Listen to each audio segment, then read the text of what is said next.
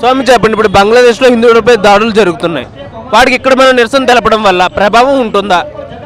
ఇప్పుడు నిరసన అనేది ఇక్కడ తెలపడం వల్ల ఈరోజు కొంతమందే వచ్చినారు, రేపు ఇంకా కొంతమంది స్వాములు ఈరోజు రాలేకపోయిండొచ్చు. రోజు రోజుకి ఇలా పెరుగుతూనే ఉంటుంది కానీ తగ్గే ప్రసక్తి అయితే లేదు స్వామి. ఢిల్లీ నుంచి బంగ్లాదేశ్ వరకు వినిపించేటట్టు మా యొక్క నిరసన తెలుపుతామని ఈ విధంగా మేము తెలుపుకుంటున్నాం స్వామి. అంటే ఇప్పుడు అక్కడ దాడులు జరుగుతున్నాయి కదా, మనం ఇక్కడ నిరసనలు తెలుపుతున్నాం, కానీ రాజకీయ పార్టీలు ఇప్పటివరకు ఎటువంటి ప్రస్తావన తేలదు వీటి గురించి. ఎలా మాట్లాడతారు దీనిపై మీరు?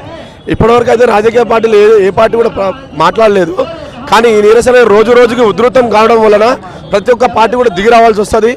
ఈరోజు మన ప్రైమ్ మినిస్టర్ గారు ఉన్నంత వరకు మన హిందువులకు ఎటువంటి లోటు లేదు. మన యొక్క సమస్య అనేది ఇక్కడ నుంచి స్టార్ట్ చేస్తే బంగ్లాదేశ్ వరకు వినిపడేటట్టుగా మనం ప్రతి ఒక్క హిందువు కూడా కళ్ళు తెరుచుకుంటాం. ఈ రోజు నుంచి మనం ఇన్ని రోజుల నుంచి మనం మన పక్కనే చాప కింద నీరులాగా ప్రతి ఒక్కరు కూడా మన సోదరులే, అందరూ మనం బాయ్ బాయ్ అని కూడా తిరిగినాం. కానీ ఈరోజు బాయ్ బాయ్గా నైనాయి వాళ్ళ అవసరం లేదు మనకి.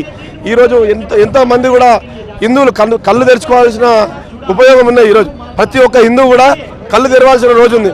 ఈరోజు బంగ్లాదేశ్లో ఒక తల్లి ఎదుట పిల్లని ఇంతమంది ఏదో అత్యాచారాలు జరుగుతున్నాయి, హిందువులను ఉరికించి కొడుతున్నారు. వాళ్ళు చేసిన తప్పేంది? బంగ్లాదేశ్లో నివసించడమేనా వాళ్ళు చేసిన తప్పు? అదే అడుగుతున్నాను నేను. బంగ్లాదేశ్లో నివసించడమేనా వాళ్ళు? ఈరోజు బంగ్లాదేశ్ ఏర్పడడానికి కారణం ఎవరు? ఏర్పడడానికి కారణం మన భారత సైన్యం ఎంతో రక్తాలు చిందించి భారత సైన్యం చిందించడానికే ఈరోజు బంగ్లాదేశ్ ఏర్పడ్డది. అటువంటి బంగ్లాదేశ్లో హిందువులను ఎందుకు ఉండనిస్తలేరు? వాళ్ళు ఏం తప్పు చేశారు? మిమ్మల్ని దోచుకొని తింటున్నారా? మేము కొడుతున్నారా తిడుతున్నారా? వాళ్ళ బతికే వాళ్ళు బతుకుతున్నారు కదా. మరి ఈరోజు ఏ ఒక్క వ్యక్తి కూడా మాట్లాడారు దీని గురించి? ఎందుకు మాట్లాడారని ప్రశ్నిస్తున్నా. హిందువుకి ఏమైనా ఆపద అయితే ఏ వ్యక్తి ప్రశ్నించాడు? అదే చిన్న ఇన్సిడెంట్ జరిగితే ప్రతి ఒక్క రోడ్ల మీదకి వచ్చి ఒకనొక సందర్భంలో ఎన్నో రాదాంతాలు జరిగినాయి మన హైదరాబాద్లోనే. మరి ఎందుకు స్పందించలేరు ఎవరు కూడా? దాని గురించే మేము మాట్లాడేది. వరుసగా మన గుడుల మీద కూడా దాడులు జరిగినాయి హిందూ దేవాలయాలపై. అప్పుడు కూడా ప్రత్యేక ఏమంటారు, మన నిరసన తెలిపాం కానీ ప్రభావం ఏమీ కనబడలేదు.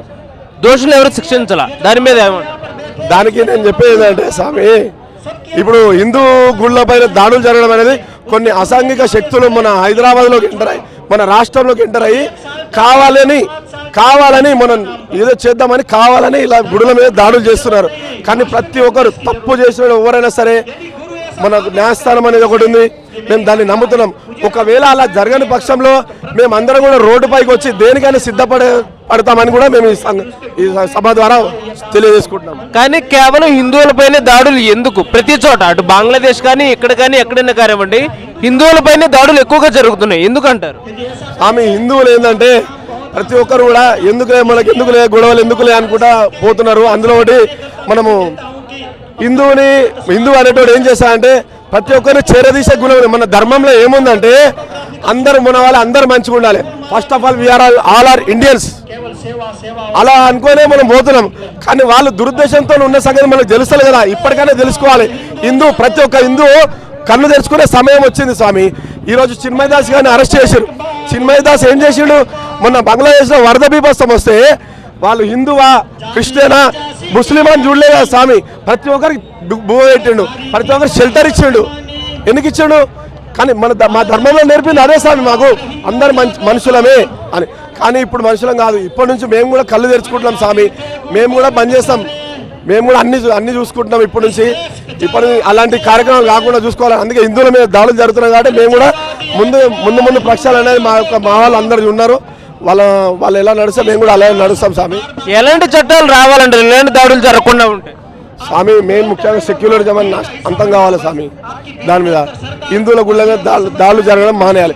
ఎప్పుడైతే రాష్ట్ర ప్రభుత్వం దీని గురించి స్పందిస్తుందో అప్పుడే ఇవన్నీ మానేస్తారు. Thank you Swami. Thank you.